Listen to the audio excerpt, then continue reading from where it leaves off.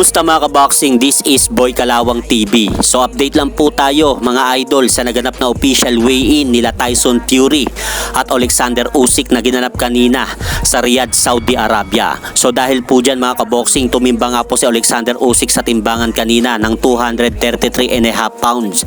Habang ang tinaguri ang Gypsy King naman po na si Tyson Fury ay tumimbang naman po sa timbangan ng 262 pounds. At kung mapapansin nyo nga po mga kaboxing, napakalaki nga po ng kalamangan sa bigat nitong si Tyson Fury pagdating sa kanilang nangyaring weigh-in kanina, dahil mas lalo pa pong bibigat itong si Tyson Fury bukas pagdating ng kanilang laban. Kaya abangan na lang po natin mga idol ang mangyayaring bakbakan ng dalawang bigating boksingero na ito sa heavyweight division.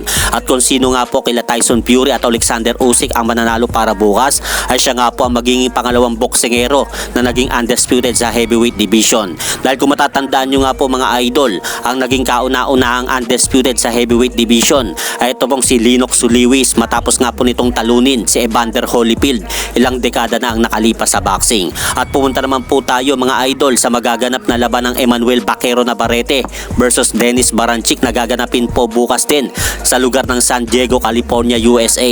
At nakataya naman po dito ang bakanting titulong WBO Lightweight World Championship belt sa laban ng Navarrete versus Baranchyk. At sa kanila nga po nangyaring weigh-in kanina, tumimbang nga po si Dennis Baranchyk sa timbangan ng 134.8 pounds, habang tumimbang naman po ang Mexicanong si Emmanuel Baquero Navarrete na 135 pounds. Kaya bukas na nga po magaganap ang labang ito at ipapalabas nga po ng Top Rank ang labanan na ito. At hanggang dito na lang po muna ang aking update sa mga aganapan sa mundo ng boxing. Maraming salamat.